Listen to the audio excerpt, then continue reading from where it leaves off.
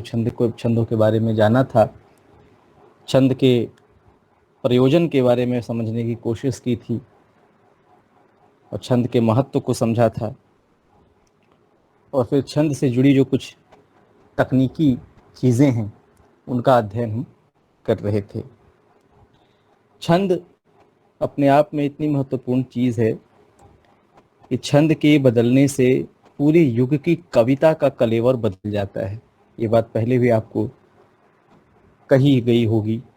आप जानते हैं कि वेदों में जो प्रयुक्त छंद है उसमें सबसे प्रसिद्ध छंद गायत्री है। गायत्री के भी कई भेद हैं, लेकिन साधारणतया जो गायत्री छंद माना जाता है 8-8 वर्णों के 3 चरण, वो गायत्री का पैटर्न है। लेकिन आप देखें तो वैदिक साहित्य अलग होता है, और जैसे ही वाल्मीकि अनुष्टुप लिखते हैं तो 8 मात्रा का एक और चरण उसमें जुड़ जाता है। 8-8 मात्राओं के 4 चरण हो जाते हैं, और अनुष्टुप के बाद महाकाव्य काल शुरू हो जाता है, और वहाँ से पूरा जो छंद का पैटर्न और कविता का पैटर्न ही बदल जाता है। फिर आप आकर के देखें अपभ्रंश काल में, वहाँ आकर देखते हैं आप गाथा, आर्या इत्यादि छंद आते हैं। बहुत सारे छंद नए बनते हैं, पद्धड़िया और इत्यादि इत्यादि, सपादिका वगैरह। उसके बाद फिर उस पूरे युग की कविता बदलती है। उससे और आगे आप आएँ तो हिंदी साहित्य में आदिकाल में उस तरह के छंदों का प्रयोग तो होता ही है। फिर भक्ति काल में पदों का प्रयोग, रीति काल में फिर से जो हिंदी के जातीय छंद हैं उन छंदों का ही प्रयोग हो रहा है। जो अड़िल्ल और इत्यादि छंद थे उन छंदों को छोड़ दिया गया, और ज़्यादातर कवित्त, सवैयाँ, घनाक्षरी और बरवय, दोहा, रोला, चौपाई इत्यादि लिए गए। उसके बाद से फिर आप देख रहे हैं कि भारतेंदु के समय तक इस तरह के छंद चलते रहे। फिर हमने बताया था कि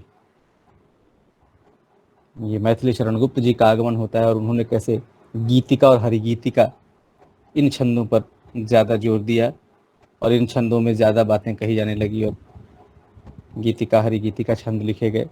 और फिर उसके बाद निराला आते हैं, जहाँ से छंद मुक्ति एक रास्ता खुलता है, छंद मुक्ति का छंद से थोड़ा अलग होकर के। तो हम देख रहे हैं कि ये जितने भी नाम लिए वो सब युग प्रवर्तक हैं, और हर युग प्रवर्तन जब हुआ कविता के क्षेत्र में तो उसके छंद ने एक विशेष रूप लिया। और ये संभावना प्रकट की जाती है, हमारे एक बड़े ही आदरणीय और बड़े ही विद्वान बड़े भाई हैं, दिल्ली विश्वविद्यालय में इस समय वो एसोसिएट प्रोफेसर हैं। तो उनसे एक बार बात हो रही थी, तो उन्होंने कहा, प्रोफेसर बलराम शुक्ल जी नाम है उनका, तो उन्होंने बताया कि अगर ये निराला के बाद छंद मुक्ति को लेकर के और जो लोगों ने उसको आसान बना करके, कविता को आसान बनाने के लिए ये रास्ता बना लिया और छंदों पर काम करना ही छोड़ दिया, इससे एक बड़ा भारी नुकसान हुआ। अगर छंदों पे वैसे ही चर्चा चलती रहती तो हिंदी के कुछ और छंद, नए प्रकार के छंद हिंदी में बने होते। तो वो तो नहीं बन पाए, निराला के बाद से कुछ नए छंद, नए प्रकार के छंद नहीं बने। लेकिन आप देखें फिर भी तो छंदों के मॉड्यूलेशंस को लेकर के, छंदों के बदलने को लेकर के जितना लंबा इतिहास हिंदी और संस्कृत भाषा के पास है, इतना लंबा छंदों का इतिहास विश्व की किसी अन्य भाषा के पास नहीं है। और अगर रीतिकाल के उन सारे छंदों के विचार को देख लें तो संस्कृत वालों से भी ज़्यादा छंद के प्रकार, चाहे वो बहुत मान्य न भी हुए हों, लेकिन बनाने की कोशिशें जो हुई वो रीतिकाल में हुई। और अगर हम हिंदी साहित्य और संस्कृत साहित्य के सारे छंदों को मिला दें तो इतने छंद विश्व की सारी भाषाओं को मिला करके भी शायद नहीं होंगे जितने छंद हिंदी और संस्कृत को मिला करके हो जाते हैं। तो हम ये देखते हैं कि हमारी जो श्रुति परंपरा है और काव्य सुनने की जो परंपरा पाते हैं, बहुत ही ऐसी कोई बात किसी ने कह दी, कवि सम्मेलन में कोई ऐसी बात है जो बहुत दिल को छू गई, तो उसी प्रकार के मुक्त छंद के कवियों को वहाँ सराहना मिलती है। वरना गीत गाने वाले और छंद पढ़ने वाले मंच के महारथी माने जाते हैं। ऐसा क्यों है? ऐसा इसलिए है कि कविता में जो आनंद विधायिनी शक्ति है, वो आनंद विधायिनी शक्ति में बहुत ज़्यादा योगदान उसके छंद का और उसके जो उसके नाद योजना का बहुत ज़्यादा योगदान होता है। कोई चीज आपको पहले सुनने में अच्छी लगे, उसके बाद गुनने में अच्छी लगे तो और अच्छी बात है। सिर्फ गुनने में अच्छी है, सिर्फ बातें अच्छी कही गई हैं, तो एक आनंद तो आपका वंचित हो गया, सुनने के आनंद से तो आप वंचित हो गए। तो सुनने में ही जो एक झंकृति उत्पन्न करे, एक आनंद सुन करके ही आपके मन में एक आनंद उत्पन्न हो जाए, उस आनंद के लिए वातावरण बन जाए, ये छंदों से संभव होता है। और इसलिए छंद हमेशा से जरूरी समझे गए और छंदों पर बातचीत और छंदों पर लगातार विचार होते रहे। तो इस छोटी सी भूमिका के बाद कल हम लोगों ने जो पढ़ा था उसे एक बार रिकैप कर लें। कल हम लोगों ने मोटा मोटी तीन चार चीज़ें देखी थी, जिसमें सबसे पहले हमने यह जाना था कि वर्ण छंद के अंग क्या क्या होते हैं। उसमें हमने पाद या चरण, मात्रा, वर्ण, लघु गुरु, संख्या क्रम, गण, यति, गति, तुक इत्यादि के नाम सुने थे। और पाद या चरण उसको समझा था, मात्रा और वर्ण को समझा था, लघु और गुरु को समझ लिया था, और लघु गुरु के गिनने के जो नियम होते हैं मात्राओं को गिनने का वो समझा था, और फिर संख्या क्रम और गण इत्यादि हम लोगों ने समझा था। तो मैक्सिमम चीज़ें हम लोग समझ गए हैं। आज कुछ चीज़ें थोड़ी सी बाकी हैं, उन पर विचार करके फिर हम कुछ छंदों को देखेंगे। अब आखिर में 2-3 चीज़ें आती हैं, जिसमें यति, गति और तुक, ये 3 चीज़ें हैं। यति क्या है? यति का अर्थ है विराम, अल्प विराम, जो कॉमा होता है। कॉमा से भी जब कम समय लगा करके हम कहीं पर रुकते हैं, कॉमा से भी कम समय, अर्ध विराम का भी आधा कर दीजिए, उसे हम यति कहते हैं। मतलब काव्य में जो विराम की अवधि है उसका सबसे न्यून मात्रक इसको हम कह सकते हैं। इससे छोटा विराम साहित्य में या कविता में नहीं होता। यति, ये यति क्यों होता है? यति इसलिए है कि यही कविता में लोच उत्पन्न करता है। अगर हम कविता में जो यति को निकाल दें कविता से, तो कविता का लोच समाप्त हो जाता है। कविता में लोच के लिए यति का प्रयोग किया जाता है। और गति का जो अर्थ है वो गति उसके प्रवाह से है।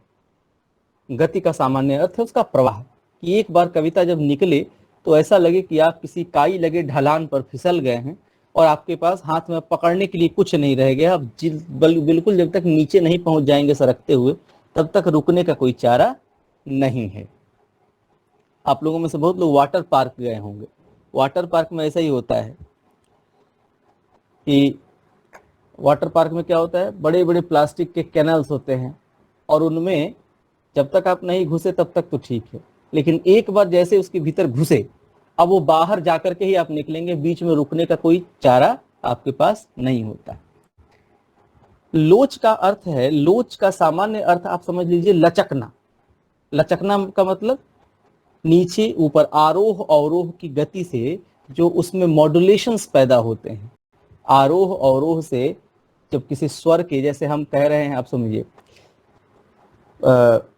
परसत पद पावन शोक नशावन प्रकट भई तप पुण्य सही देखत रघुनायक जन सुखदायक सम्मुख वय कर जोरी रही अति प्रेम अधीरा पुलक शरीरा मुख नहीं आवई वचन कही अतिशय बड़ भागी चरण निलागी जुगल नयन जलधार बही। तो इसमें आप देख रहे हैं कि ऐसा लग रहा है कि झूले के समान जो वर्ण हैं वो आगे और पीछे आ रहे हैं, जा रहे हैं। पर सत पद पावन शोक नसावन प्रकट भई तप पुंज सही देखत रघुनायक जनस। ये जो लोच है ना, यही लोच, यही आगे पीछे जो शब्द और आरोह अवरोह जा आ रहे हैं, वो हमारे स्वर को, हमारी ध्वनि को जो ऊपर नीचे आगे पीछे की ओर ले जा रहे हैं, उसे ही हम लोच कहते हैं कविता। तो कविता में लोच, अब देखिए ये त्रिभंगी है, परसत पद पावन, यहाँ पे थोड़ी देर के लिए रुके, फिर शोक नसावन, फिर थोड़ी देर के लिए रुके, प्रकट भई तप पुंज सही। तो आप देखिए कि यति के प्रयोग के लिए आप जान लीजिए, ऐसा भी नहीं है कि एक वाक्य में यति का प्रयोग एक ही बार होगा, है ना। किसी किसी पंक्ति में 4-4 बार हो सकता है यति का प्रयोग, किसी में एक बार ही होता है। जैसे दोहा, दोहा छंद में जब आप पढ़ते हैं, ऐसी बानी बोलिए मन का आपा खोए, तो बोलिए पे रुके, फिर मन का आपा खोए, उसमें बीच में आप कहीं नहीं रुके, फिर औरन को शीतल करे आप हो शीतल होए, तो करे के बाद आपने थोड़ा सा विराम दिया। तो इसमें देखिए दोनों चरण में एक एक यति है, यानी एक एक जगह पे आपकी सांस टूटती है थोड़ी सी, है ना, थोड़ा सा आपको वहां पे आपकी जिस पढ़ते हुए आएंगे एक सांस में वहां पे तोड़ना है। और किसी किसी पंक्ति में जैसे मैंने सुना है आपको, परसत पद पावन या भय प्रकट कृपाला दीन दयाला कौशल्या हितकारी हरसित महतारी मुनि मनहारी अद्भुत रूप विचारी, इसमें देखने एक एक पंक्ति में 3 3 बार यति का प्रयोग आ रहा है। तो ये यति है, इसको हम यति कहते हैं। और गति से हमने बताया कि गति उसके प्रवाह का, यति जो है वो उस समझ लीजिए कि जो गति है वो उसका स्पीड है, और जो यति है वो यति क्या है, यति को समझ लीजिए कि वो जो आप मोटरसाइकिल चलाते हैं तो मोटरसाइकिल में गियर जो होता है ना, वो गियर है यति, है ना, उसी से आप कंट्रोल करना है आपको। तो वो जिस तरह से गति यति का प्रयोग होगा उसी तरह से आपकी गति बनेगी। और तुक क्या है, तुक जो है ये संस्कृत कविता से नहीं आया है, बल्कि ये हिंदी कविता का अपनी एक जातीय चीज है। जैसे तुक कहते हैं, इसको अनुप्रास अलंकार के अंतर्गत रखा गया है, इसको अंत्यानुप्रास कहते हैं, अंत में आने वाला अनुप्रास, है ना। तो अंत्यानुप्रास क्या है या तुक क्या है, या उर्दू में जिसको काफिया कहते हैं, जिसमें जो लोग गजलें जानते होंगे, गजल पढ़ते होंगे, वो जानते हैं काफिया एक ऐसी जगह, इसको अंग्रेजी में राइमिंग वर्ड कहते हैं, है ना, जहां पे जैसे हमने कहा कि परसत पद पावन शोक नसावन प्रकट भई तप पुंज सही, तो सही, अब फिर देखत रघुनायक जन सुखदायक सम्मुख वय कर जोर रही, तो ऊपर सही उसके नीचे फिर रही, ये एक तरह के ध्वनि उत्पन्न करने वाले जो शब्द हैं उनको तुक कहते हैं। उनमें मात्रा भार भी समान हो सकता है, असमान भी हो सकता है, उसके आधार पर उसकी कैटेगरीज बनाई गई है। जो 5 मात्राओं के तुक हैं वो सबसे सर्वोत्तम माने जाते हैं, सबसे अच्छे माने जाते हैं। 4 मात्राओं वाले मध्यम माने जाते हैं, और 3 मात्राओं वाले जो हैं वो सबसे निम्न माने जाते हैं। देखो हिमांशु, तुक की शुरुआत अगर तुम देखोगे तो ऐसा नहीं है कि संस्कृत कविता में तुक नहीं है, संस्कृत कविता में भी तुक तुम्हें दिखाई दे जाएगा। जैसे शंकराचार्य की वो जो कविता जो उन्होंने देवी दुर्गा की स्तुति लिखी है, उस स्तुति को तुम पढ़ोगे, ऐ गिरि नंदिनी नंदित मेदिनी, उसमें आता है रम्य कपर्दिनी शैल सुते, है ना, वहां पे वो रिपीटेशन है, उस तरह से चीजें आती हैं।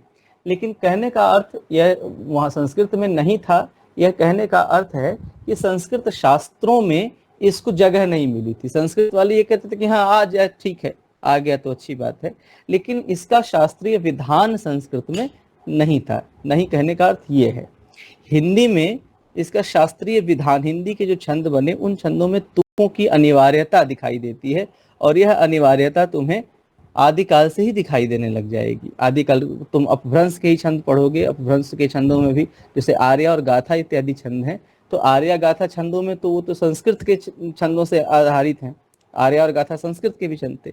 लेकिन उनके अलावा जो छंद बने जैसे पद्धड़िया बंध इत्यादि हुआ, उस तरह के जो छंद बने, सपादिका जो छंद है, उन छंदों में जब जाओगे तो वहां पे तुम्हें तुक दिखाई देने लगेंगे। तो ये आदिकाल से ही हमारे हिंदी साहित्य में दिखाई देने लगे, लेकिन इसको हिंदी में आकर के और जो एक शास्त्रीय आधार देने का काम हुआ वो रीति काल में हुआ।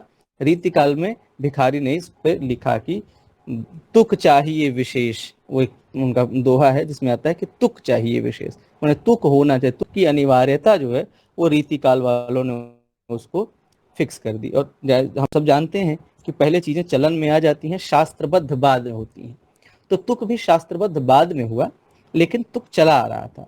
और संस्कृत में तुक नहीं था, यह कहने का अर्थ यह नहीं है कि संस्कृत में समान ध्वन्यात्मक या समान ध्वनि वाले शब्द ही नहीं थे, बल्कि वहां पे इस पर विशेष ध्यान नहीं था, वहां पर इसको शास्त्रों में बहुत ज्यादा इस पे चर्चा चिंतन नहीं था। तो ये तुक हो गया। अब आप तीनों यति, गति और तुक, ये तीनों चीज मेरे हिसाब से मुझे जहां तक लग रहा है समझ गए होंगे। फिर से एक बार सुनिए, यति क्या है? यति का अर्थ है अल्प विराम। जब हम चल रहे हैं छंद में, छंद के चरणों में, तो वहां पे हम एक सांस में पूरा चरण नहीं पढ़ते हैं। उसको पढ़ने के अलग अलग ढंग हैं। किसी में 13 मात्रा पे तोड़ देना है सांस, तो किसी में 11 मात्रा पे सांस तोड़ देना है। तो उसके लिए जो जहां सांस तोड़ने की बात आती है, जो स्थल है जहां पे रुकना है, उसी रुकने के स्थान को हम यति कहते हैं। गति क्या है? वर्ण क्रम और यतियों के संयोग से जो प्रवाह उत्पन्न होता है छंद में, जो छंद के चरणों में प्रवाह उत्पन्न होता है, उस प्रवाह को हम गति कहते हैं। और तुक किसे कहते हैं? वह जो दो शब्दों में उनकी ध्वन्यात्मकता को एक समान उपस्थित करता है, जिससे सुनने में वो एक जैसे लगे, वो तुक है। तो इस प्रकार की तीन, अब देखो इसमें यति का नियम फिक्स्ड है। यति कितने मात्रा पे छंद में, जैसे दोहा में है 13-11 का है कि 13 मात्रा के बाद यति आएगी। सोरठा में वही 11-13 हो जाता है। उसी तरह से बरवय में है 12-7। लेकिन गति का कोई नियम नहीं है। गति जो स्वतःस्फूर्त है, उन यतियों के और वर्ण क्रम के पढ़ने से गति जो है वो स्वतः उत्पन्न होती है। तो गति का कोई नियम नहीं है। तुक का नियम है। तुक के नियम में हम उसको ले आते हैं कि जैसी आवृत्ति हो। जैसे कितने लोगों ने, अब तुम्हें एक मजे के लिए बात बता दूं, जब इन्होंने जयशंकर प्रसाद ने कामायनी लिखी, तो कामायनी सबसे पहला ही है जो आला छंद में शुरू हुई। कामायनी आला छंद में वो लिखते हैं ना कि हिमगिरी के उत्तुंग शिखर पर बैठ शिला की शीतल छाह, एक पुरुष भींगे नयनों से देख रहा था प्रलय प्रवाह।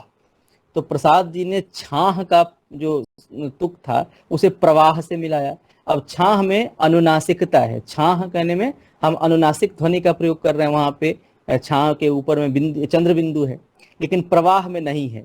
तो पता नहीं कौन से आलोचक थे कि क्या थे, मुझे नाम उनका याद नहीं है। तो उन्होंने कामायनी देखी और कहा कि ये कवि क्या कवि लिखता है, इसको तो तुक मिलाने तक का ज्ञान नहीं है, ये क्या लिखेगा। तो कहने का है कि शास्त्र जो है, कहीं कहीं शास्त्र का बहुत ज्यादा आग्रह होना वो हमें कविता के आनंद से वंचित भी कर देता है। और कवियों ने हमेशा छूट लिया है ना, वो प्रयोग करते रहे हैं। लेकिन कुल मिलाकर के तुक के भी नियम बनाए गए, जिसमें उत्तम, मध्यम, अधम 3 प्रकार के तुक माने गए। जो 5 वर्ण हैं, 5 वर्ण के तुक माने गए, जिसमें कि पांचों के पांचों वर्ण की आवृत्ति एक जैसी होती हो, है ना, ऊपर नीचे उस बिल्कुल एक समान होता हो, वो उत्तम माना गया। जैसे 4 हैं तो 4 को मध्यम माना गया, और 3 वाले हैं तो 3 वाले को अधम माना गया, है ना। इस तरह से इन तुकों का प्रयोग है। अब छंदों के कुछ भेद हैं, अलग अलग प्रकार के छंद हैं, और आप इसको जैसे व्याकरण की किताबों के माध्यम से समझेंगे तो व्याकरण की किताबों में तो भेद प्रभेद बहुत सारा बताते हैं वो लोग। मूल रूप से आपको यह समझना है कि 2 ही कैटेगरी मतलब पहले बनती हैं, वर्णिक और मात्रिक, है ना। एक वे छंद जो वर्ण को आधार बनाकर, अब वर्ण और मात्रा समझाने की आवश्यकता मेरे हिसाब से तो नहीं होनी चाहिए। कल हमने समझा दिया है, अगर समझ में ना आया हो तो फिर से आज आप कल वाली रिकॉर्डिंग को सुनिएगा। तो जो छंद या जिन छंदों का विन्यास वर्णों के आधार पर संयोजित होता हो, वो वर्णिक छंद कहे जाते हैं। और जिनके विन्यास का आधार उनकी मात्राएं बनती हैं, उन मात्राओं को हम उन छंदों को हम मात्रिक छंद कहते हैं। अब वर्णिक में 2 प्रकार के छंद बताए जाते हैं। एक है वर्णिक छंद और दूसरा है वर्णिक वृत्त, है ना। इसको समझना थोड़ा आवश्यक है। वर्णिक छंद और वर्णिक वृत्त में, वर्ण वृत्त में क्या फर्क है। तो कुछ वर्णिक छंद ऐसे होते हैं जिनमें, जैसे हमने कल बताया था, गणादि क्रम जो बताया था हमने, गण का क्रम बताया था, वर्ण का क्रम बताया था, वो वर्ण का क्रम निर्दिष्ट नहीं होता, है ना, कि किस क्रम में वो वर्ण आएंगे यह निर्दिष्ट नहीं होता। उसमें सिर्फ है कि हाँ, जैसे 31 वर्ण होने चाहिए, 26 वर्ण होने चाहिए, प्रत्येक चरण में 26 वर्ण रहने चाहिए। तो उनमें सिर्फ वर्ण आवश्यक है। उनमें आप वर्ण के भीतर जो चीजें होती हैं, वर्ण के भीतर जो, जैसे मात्रा क्रम है, जैसे हमने कल आपको उदाहरण दिया था सुमुखी और दुर्मिल दोनों सवैयों का।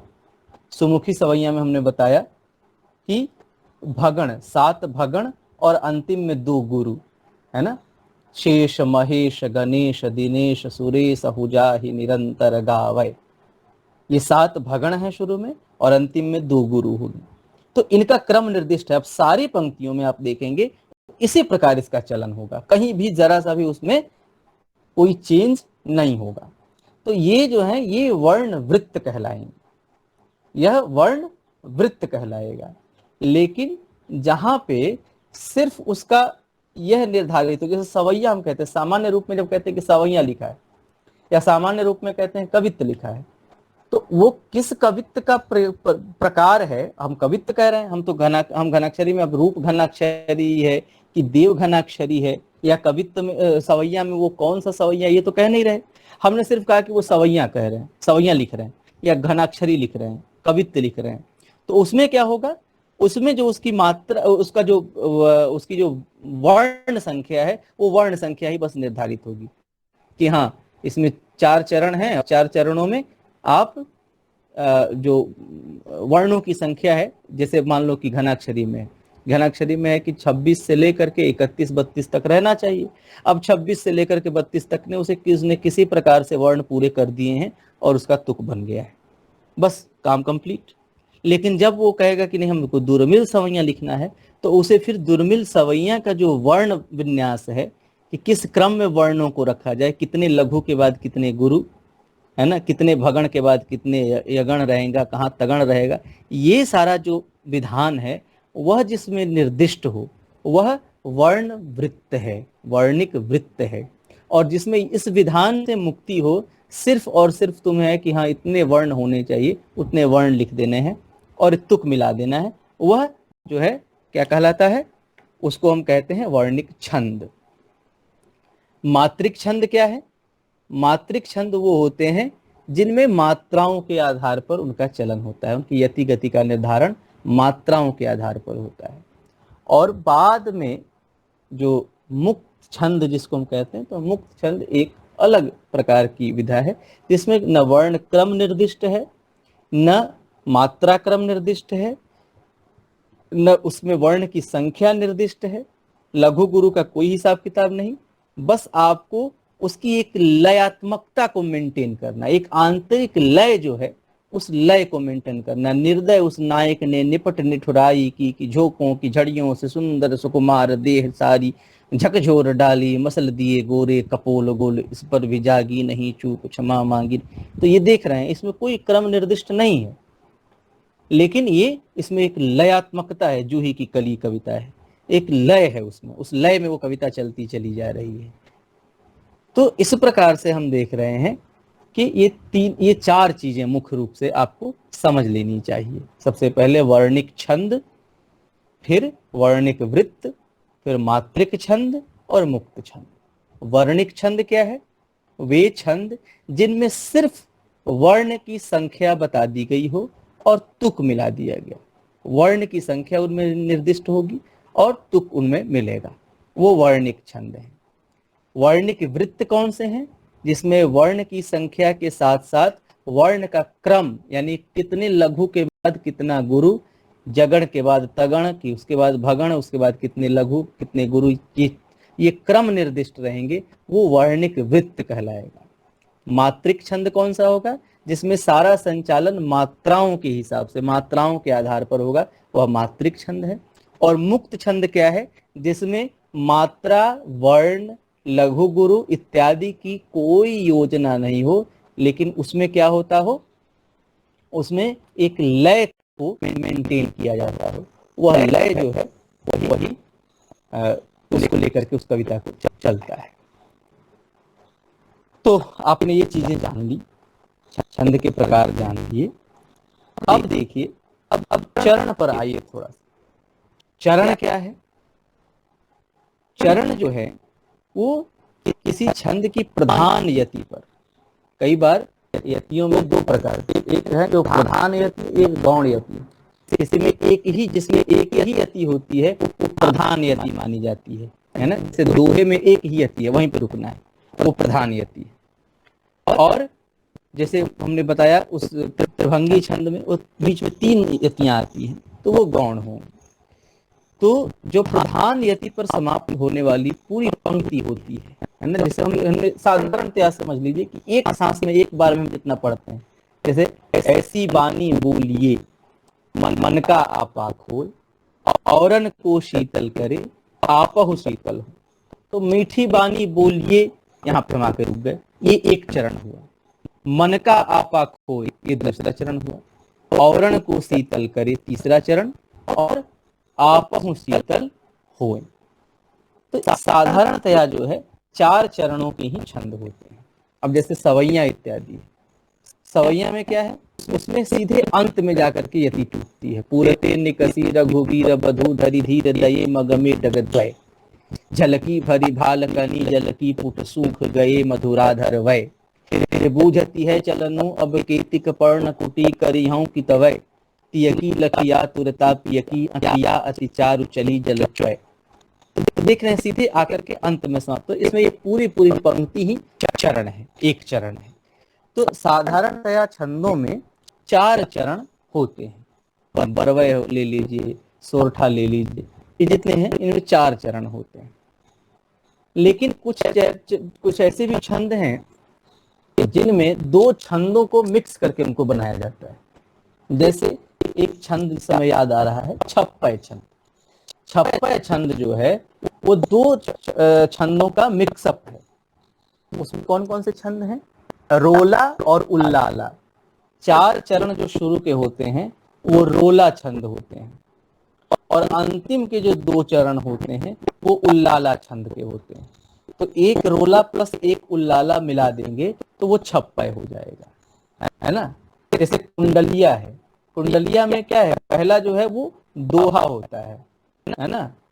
पहला जो उसका चरण पहले जो 2 चरण होते हैं वो दोहे होते हैं, और उसके बाद संभवतः रोला है उसमें, या जो भी होता हो मुझे इसमें याद नहीं आ रहा। तो ये मिश्र छंद है, ये मिश्र छंदों के प्रकार हैं, है ना। तो चरण में अब जैसे 4 चरण होते हैं, 4 चरणों में सम चरण, विषम चरण और अर्ध सम, ये 3 चरण माने जाते हैं। सम चरण वे होते हैं जिनमें चारों चरणों में छंद जो वर्ण की चरण जो होंगे वो समान होंगे, है ना। जिन छंदों में सभी चरण एक समान मात्राओं के होंगे, ये समझ लीजिए। जैसे दोहे में क्या है, एक 13 मात्रा का, एक 11 मात्रा का चरण, तो उसमें क्या है, वो विषम है।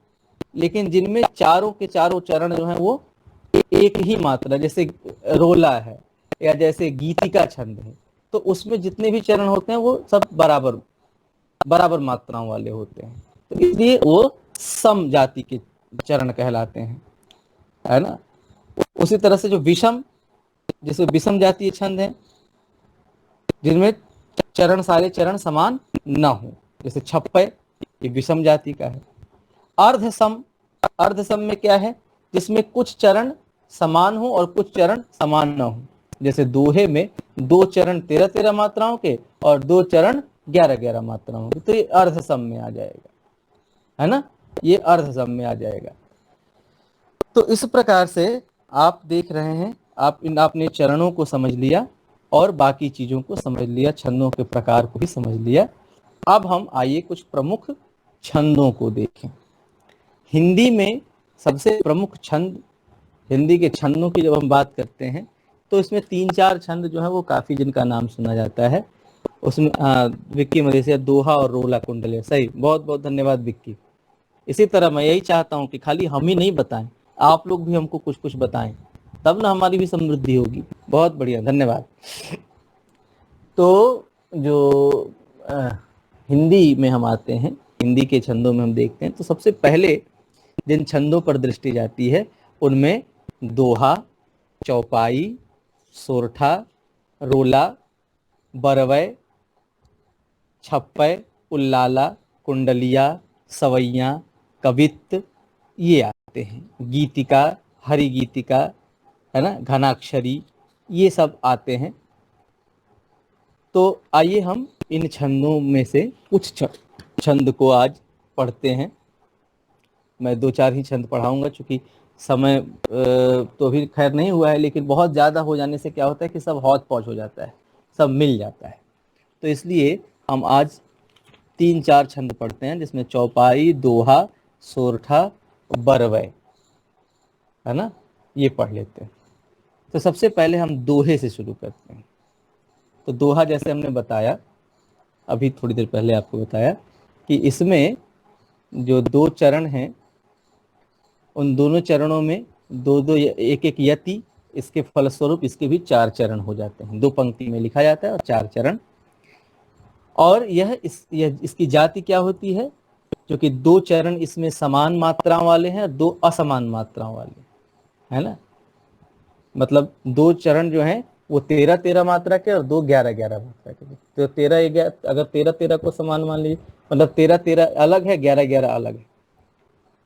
सारा का सारा चारों चरण 13 का या चारों चरण 11 का होता तो हम कहते कि चारों चरण जो है वो समान मात्रा के, लेकिन इसमें कुछ 13 के हैं, कुछ 11 के हैं, इसलिए यह अर्ध सम, मात्रिक अर्ध सम छंद की कैटेगरी में आता है। मात्रिक छंद है। मात्रिक छंद क्यों है, क्योंकि इसका जो विन्यास है वो मात्राओं के आधार पर बनता है। और विषम चरणों में 13 मात्राएं और सम चरणों में 11 मात्राएं होती हैं। यति चरण के अंत में, है ना, प्रत्येक चरण के अंत में यति है, 13 पर, फिर 11 पर, फिर 13 पर, फिर 11 पर, अंतिम में तो वो पूर्ण विराम हो जाता है। और इसमें ये माना जाता है, इसमें जैसे अब गण का विधान भी इसमें किया गया है। ये कहा जाता है कि जो यति चरण के अंत में जो विषम चरण हैं, उन विषम चरणों के में जगण नहीं होना चाहिए, है ना। जगण का क्या वो है, विन्यास है। जगण यानी लघु, गुरु और लघु। इसको आप इस तरह समझिए, जैसे आपने सुना होगा बहुत बार, जो कवि सम्मेलन के कवि लोग होते हैं वो टोक देते हैं, जब हम दोहा कोई पढ़ते हैं और दोहे में कोई जहाँ पे 13वीं मात्रा समाप्त होती है, 13 मात्रा जहाँ पे गिरती है, उस मात्रा पे जब हम किसी ऐसे वर्ण का प्रयोग करते हैं जो दीर्घ के बाद हर्ष हुआ होता है ना, जैसे उसको मात्रा गिराना कहते हैं। दीर्घ 2 पे था और 2 के बाद 1 पे आ गया, तो मात्रा उसको गिराना कहते। तो लोग हिमांशु तुमने सुना होगा जरूर कवि सम्मेलनों में, कहते हैं यहाँ मात्रा गिरा दी है ना, ये दोहे में मात्रा नहीं गिराई जाती। जी भैया। तो हाँ, तो मात्रा गिराने का अर्थ ये है कि जैसे अगर उसके ठीक पहले दीर्घ होकर के फिर लघु नहीं होगा वहां पे। हालांकि ये नियम है, लेकिन नियमों के अपवाद भी मिलते हैं और अच्छे अच्छे दोहे लिखे गए। आप लोगों को एक बात जान करके थोड़ा आश्चर्य होगा कि दोहे का जो एक स्वरूप मिलता है हमारे पुराने अपभ्रंश इत्यादि भाषाओं में, और अवधि में भी मिलता है, उसमें कई जगह ऐसे भी दोहे मिलते हैं जिनमें एक चरण 16 मात्रा का है। ऐसे ऐसे दोहे आपको जायसी के यहाँ बहुत मिलेंगे। आपको पढ़ने में कठिनाई होगी, आपको लगेगा कि ये गलत लिख दिया है, लेकिन वो एक प्रचलित रूप था, ऐसा लोग करते थे। जब कोई विशेष बात कहनी हो और जब ऐसा उनके साथ मतलब है कि वो नहीं आ रहा है उस दोहे में, उस 11-13 मात्रा में नहीं आ रहा है, तो कई बार ऐसा होता था कि 16 मात्रा लगा दिया जाता था। उनके उदाहरण तो भी मुझे याद नहीं है, लेकिन उदाहरण मैं आपको निश्चित खोज करके दूंगा। तो नियम जो है वो नियम काव्य के, ये काव्यशास्त्र के जो नियम है वो काव्यशास्त्र के नियम व्याकरण के नियमों की तरह नहीं होते, रूढ़ नहीं होते। इनमें कभी अपनी सहूलियत के हिसाब से छूट भी ले लेते हैं। तो कहने का अर्थ है कि जो विषम चरण जहाँ पे होते हैं दोहे में, यानी पहला जहाँ पे पहली बार हम यति लगाते हैं, जैसे मीठी बानी बोलिए मन का आपा खोए, औरन को शीतल करे आपहु शीतल होए।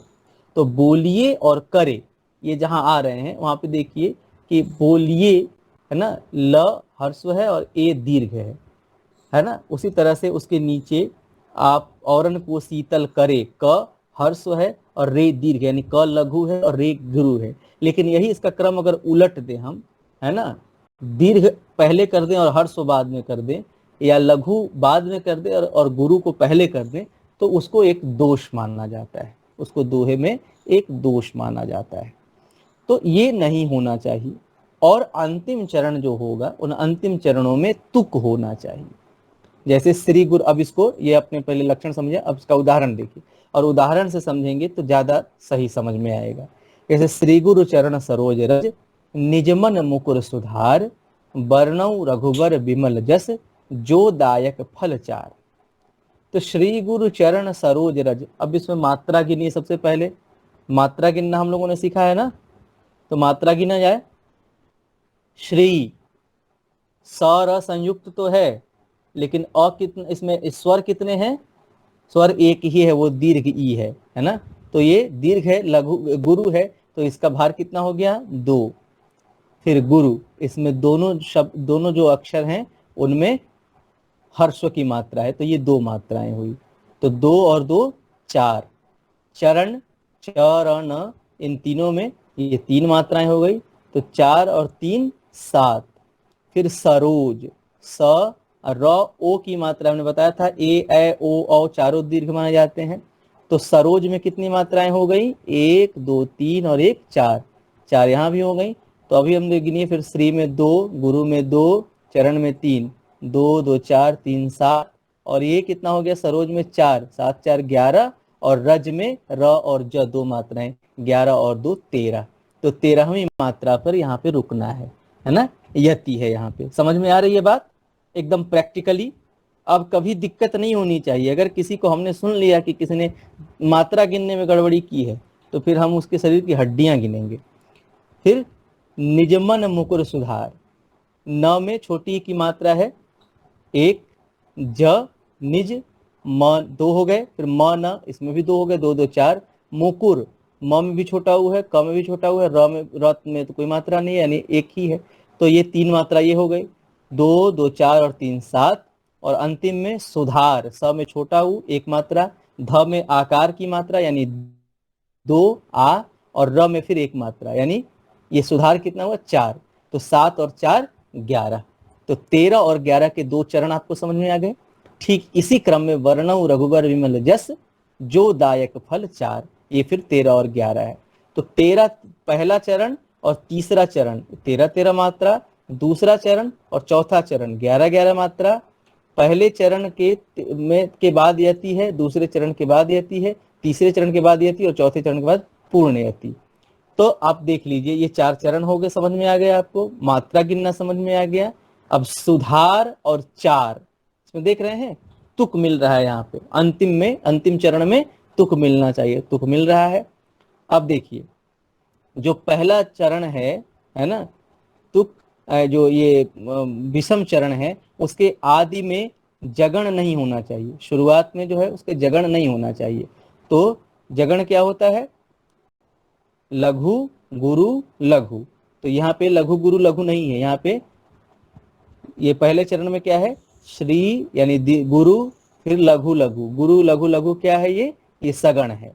उसी तरह से वर्णव में देखिए, तो वर्णव में वर्णव यानी लघु लघु और गुरु, लघु लघु गुरु, ये क्या है? ये भगण है। तो इस तरह से देख रहे हैं कि इसमें ज का गण नहीं है। और जो मात्रा गिराने वाली बात हमने कही, वो आ जाइए उसके अंत में।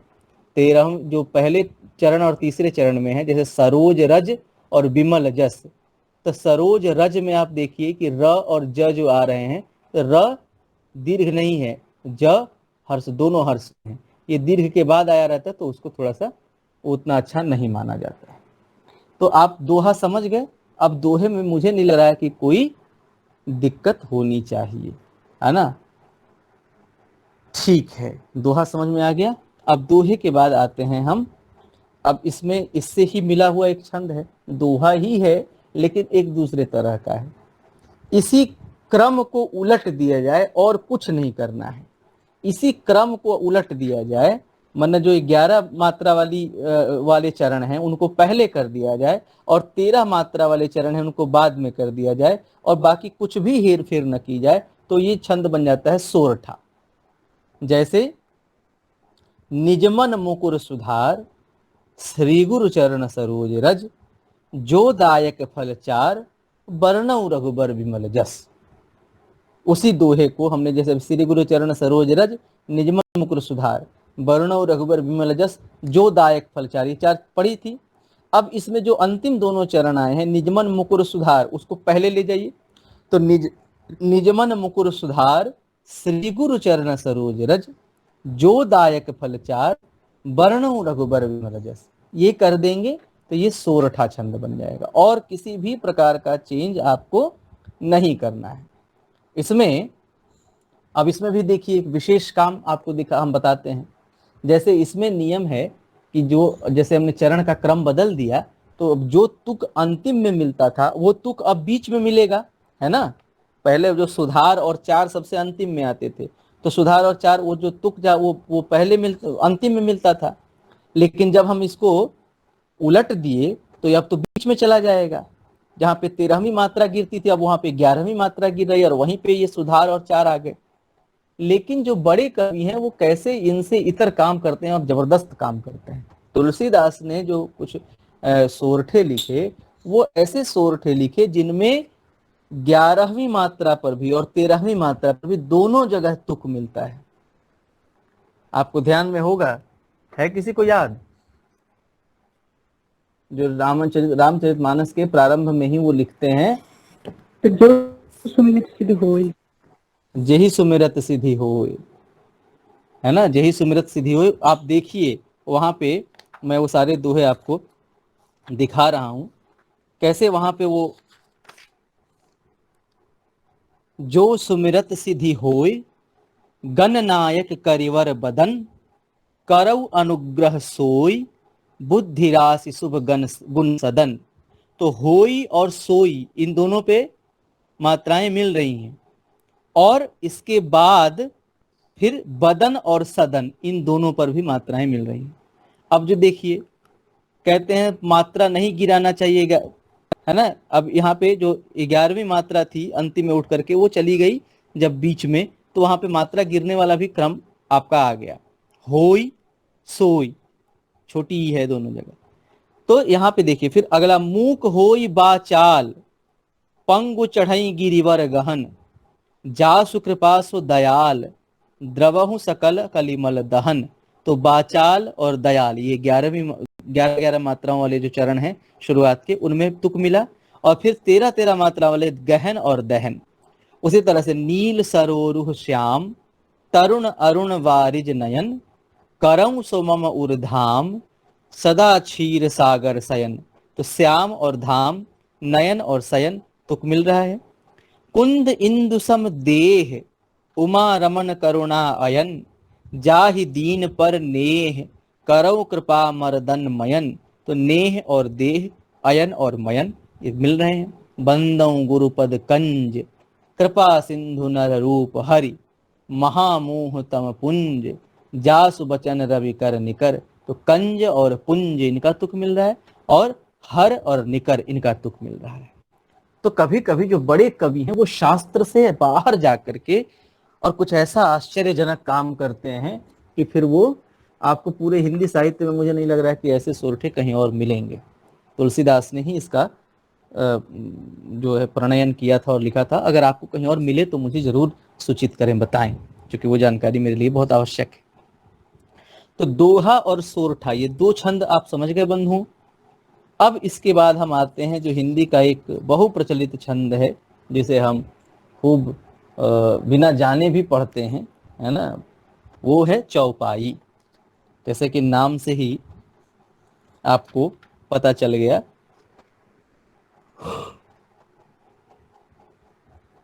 चौपाई यानी 4 पद, है ना, 4 पद वाली। यह मात्रिक छंद है और मात्रिक सम जाति का छंद है। इसके चारों चरण जो होंगे वो सम होंगे। 16 मात्राओं के 4 चरण इसमें होते हैं। चरण के अंत में जगण और तगण का आना वर्जित माना जाता है, लेकिन इसका कोई बहुत ध्यान नहीं रखता है ना। इसके बिना भी चौपाइयां लिखी जाती हैं और खूब लिखी जाती रही हैं। और तुक जो है वो पहले चरण की दूसरे से और तीसरे की चौथे से मिलती है ना। पहला दूसरा और तीसरा चौथा, ये दोनों चरण जो होंगे वो पहला का तुक में दूसरा तुक दूसरे चरण का, और तीसरे के उसमें चौथे चरण का। जैसे निज नूतन मंगलपुर माही, निमिष सरिस दिन जामिन जाही। तो इसमें भी मात्रा गिन लीजिएगा आप लोग, अब तो मात्रा गिनने आपको आ गया है। अब माही, यहाँ पे एक चरण, पहला चरण समाप्त होता है और दूसरा चरण जाही पर समाप्त होता है। तो देखिए कि माही और जाही का तुक मिल रहा है। बड़े भोर भूपति मनि जागे, जाचक गुणवन गावन लागे। तो जागे और लागे, है ना। ऐसे गुरुपद रज मृदु मंजुल मंजन, नयन अमिय दृग दोष विभंजन, तेहि करि विमल विवेक विलोचन, वर्णौ रामचरित भव मोचन। तो मंजन, विभंजन, विलोचन, भवमोचन, ये आप देख सकते हैं कि किस तरह से इसमें। तो चौपाई छंद जो है वो सबसे ज़्यादा आसान है। 16-16 मात्राओं के 4 चरण होंगे, और चरण के अंत में जगण और तगण का आना वर्जित है। अगर ये आ जाता है तो ठीक, नहीं आता तो इसके बिना भी चौपाइयाँ लिखी जाती हैं। और इसका तुक जो है वो पहले का दूसरे और तीसरे का चौथे चरण से मिलता है। और इसमें प्रत्येक चरण के अंत में यति माना जाता है। जय हनुमान ज्ञान गुण सागर, जय कपीस तिहुँ लोक उजागर, रामदूत अतुलित बल धामा, अंजनी पुत्र पवन सुत नामा। ये हम तब से याद है हम लोगों को जब हम जानते भी नहीं थे कि चौपाई और छंद क्या बला होती है ना। यानी सबने छंद कहीं ना कहीं जरूर पढ़ा है। तो ये हो गया चौपाई छंद। चौपाई छंद के बाद एक और छंद बड़ा सुंदर सा है, उस छंद का नाम है बरवय, है ना। बरवय छंद के प्रस्तोता कई लोग ऐसा कहते हैं कि रहीम थे, है ना। लेकिन ये बात बहुत हद तक तो मुझे सही नहीं लगती, क्योंकि तुलसीदास जैसा जो कवि है, वो लोग कहते हैं कि उन्होंने रहीम से बरवय सुना और उनको इतना पसंद आया कि उन्होंने बरवय रामायण की रचना की। और रहीम ने भी, कहा जाता है कि एक कोई स्त्री थी, जिस स्त्री का पति कहीं परदेश चला गया था और उसको कुछ कष्ट था, तो उसने रहीम के पास एक पत्र लिख करके भेजा था। उस पत्र में उसने एक चार ही चीजें जो है वो लिखी थी, ये 4 ही चरण लिखे थे। और उन चारों चरणों में उसने ऐसा कुछ लिखा था जिससे कि वो एक छंद का रूप ले रहे थे। उसी को रहीम ने एक प्रकार से क्या कहते हैं, मॉडिफाई करके या उसको छंद का रूप दे करके उन्होंने लिखा। ये अवधि का जातीय छंद है। हाँ, अवधि का जातीय छंद इसको मान सकते हैं, क्योंकि अवधि का छंद है ही, अवधि भाषा में इसका पहला प्रयोग मिलता है। ब्रजभाषा में बरवय आपको बाद में मिलते हैं, पहले नहीं। तो अवधि से ही इसका, और अपभ्रंश या पाली प्राकृत संस्कृत में बरवय जैसा कुछ है नहीं। तो चूंकि इसका पहला प्रयोग हमें अवधि में मिलता है, इसलिए निसंदेह यह माना जा सकता है कि यह अवधि का जातीय छंद है। और इस छंद में जो जिसको हम लोच कहते हैं, ये बड़ा ही कोमल प्रवृत्ति का छंद है ना। इसको भी मात्रिक अर्ध छंद के श्रेणी में रखा गया, क्योंकि ये भी दोहा की तरह मात्रिक छंद है। और इसमें भी 4 चरण होते हैं। 4 चरणों में से पहले और तीसरे चरण और दूसरा और चौथे चरण का जो है वो मात्रा मिलती है। यानी पहला चरण जो होता है वो 12, पहला और तीसरा, और दूसरा और चौथा जो होता है उसमें 7-7 मात्राएं, 12-7 19 मात्राओं की 2 पंक्तियां ये होंगी। अब देखिए, और इसमें भी चरणों के अंत में जगण और तगण जब ले आते हैं तो इसकी मिठास जो है बढ़ जाती है। जगण और तगण आने का इसमें रिवाज है कि ले आया जाता है। लेकिन कई बार ऐसा होता है कि 12 मात्रा में बात खत्म नहीं हो पाती है। चाहे एक बार कभी ऐसा होता है कि 11 मात्रा में ही बात खत्म हो गई, तो कई लोग 11 और 8 भी मिला करके बरवय लिख लेते हैं, है ना। अब वाम अंग शिव शोभित शिवा उदार, शरद सुवारिद मेजन तड़ित बिहार। इसी तरह से का घूंघट मुख मूंदह नवला नार, ये तुलसी का है। या वो अब जीवन की है कपि आस न कोय, कन गुरिया के मुदरी कंगना होए, है ना। या रहीम का देखिए, प्रीतम एक सुमिरनिया मोहिदय जाहु, जेहि जप तोर बिरहवा करब निबाहु। ऐ प्रीतम, मुझे एक सुमिरनी दे जाओ। सुमिरन करने वाला जो माला होता है ना, उसको मुझे एक सुमिरनी दिए जाओ, जिस सुमिरनी पे तुम्हारा नाम जप करके मैं इस विरह के समय को काटूंगी, है ना। प्रीतम एक सुमिरनिया मोहिदय जाहु, जेहि जप तोर विरहवा करब निबाहु। या एक और अद्भुत छंद है रहीम का ही बरवय है, उसमें वो कह रहे हैं कि प्रीतम अस मन मिलयऊ जस पय पानी, हंसी निभई सवतिया लई बिलगानी। प्रीतम मुझसे ऐसे मिले, मैं और प्रीतम ऐसे मिल गए थे जैसे कि दूध और पानी आपस में मिल जाते हैं, पय और पानी। प्रीतम अस मन मिलयऊ जस पय पानी, ऐसे मुझसे मिले जैसे कि पय और पानी मिल जाते हैं, दूध और पानी मिल जाते हैं। लेकिन सौत वो क्या थी, तो हंसी निभई सवतिया लई बिलगानी। जैसे हंस को आप पानी और दूध, ये मान्यता है कि पानी और दूध मिला के देने पे वो दूध पी लेता है और पानी को वैसे ही छोड़ जाता है, वैसे ही जो सौत है उसने प्रिय को मुझसे जुदा कर लिया। तो प्रिय रूपी तत्व को मुझसे ग्रहण कर लिया और मुझ रूपी विकार को छोड़ दिया। प्रीतम अस मन मिलयऊ जस पय पानी, हंसी निभई सवतिया लई बिलगानी। अद्भुत अद्भुत वर्व। लागी आग घर जरिगा बड़ा सुख कीन, आग लग गई घर में, घर जल गया लेकिन मैंने बड़ा सुख पाया। सखी से कह रही है क्या सुख मिला, घर जल गया क्या सुख मिला, तो आग लगी घर जरिगा बड़ा सुख कीन। क्यों, तो पिया के हाथ घड़ीलवा भरी भरी दीन। जब आग लगी थी तो पिया जो है वो घड़े को, आग को बुझा रहे थे और मैं घड़े में पानी भर भर के उनको दे रही थी। तो इस घड़े में पानी भर के देने की जो वो जो सहयोग की बात उसमें जो आ रही है कि वो मुझको इतना अच्छा लग रहा था कि मैं अपनी प्रिय की सहधर्मिणी हूँ, मैं वो जो काम कर रहे हैं उसमें सहयोग दे रही हूँ, बराबर का सहयोग दे रही हूँ। ये इतना अच्छा मुझे लगा कि घर जल जाने का कोई दुख नहीं है। आग लगी घर जलिगा बड़े सुख कीन, पिय के हाथ घड़िलवा भरी भरी दीन। इसी तरह से टूट टाट घर टपकत खटियो टूट, है ना।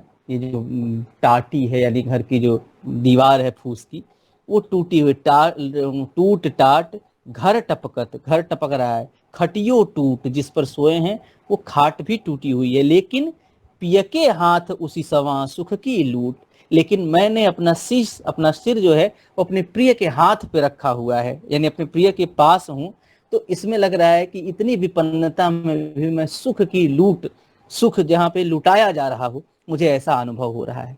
हिमांशु तुम्हारे लिए एक विशेष बात बता दूं, फारसी, चूंकि हिमांशु फारसी जानते हैं, मैं तो फारसी नहीं जानता, आप लोगों को भी सीखना चाहिए, बहुत अच्छी भाषा है।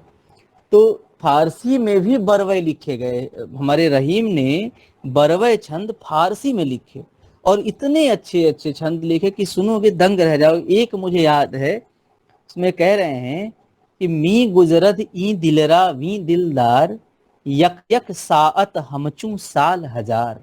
यानी मुझे अपने प्रिय के बिना, मी गुजरत मेरा गुजर रहा है, ई दिलड़ा इस दिल वी दिलदार बिना दिलदार के, ऐसा जैसे कि एक एक साइत, एक एक पल जो है वो हजार हजार साल के बराबर हो। मी गुजरत ई दिलरा वी दिलदार, यक यक साअत हमचू साल हजार। तो ये सुंदर छंद जो है वो रहीम तो इसके बहुत मास्टर, है ना, अद्भुत छंद हैं। और तुलसी बाबा ने जो बरवय रामायण लिखा उसमें तो खैर है ही, आपको जरूर पढ़ने चाहिए। तो इस प्रकार हमने आज ये 4 छंद देखे और इन 4 छंदों में दोहा, सोरठा, चौपाई और बरवय, ये 4 छंद आज हमने कंप्लीट किए। अब आगे भी जब समय हमें मिलेगा तो हम कुछ कुछ छंद वैसे ही पढ़ते रहेंगे। तो आज के लिए इतना ही, आज हम विराम देते हैं। फिर अगली कक्षा में, अभी देखिए किसी से बात तो हो नहीं पाई, असीम भाई से शायद बात हो जाए, तो अगली कक्षा वो करेंगे कहानियों पर, कहानी कह रहा हूँ, जो कथा साहित्य है।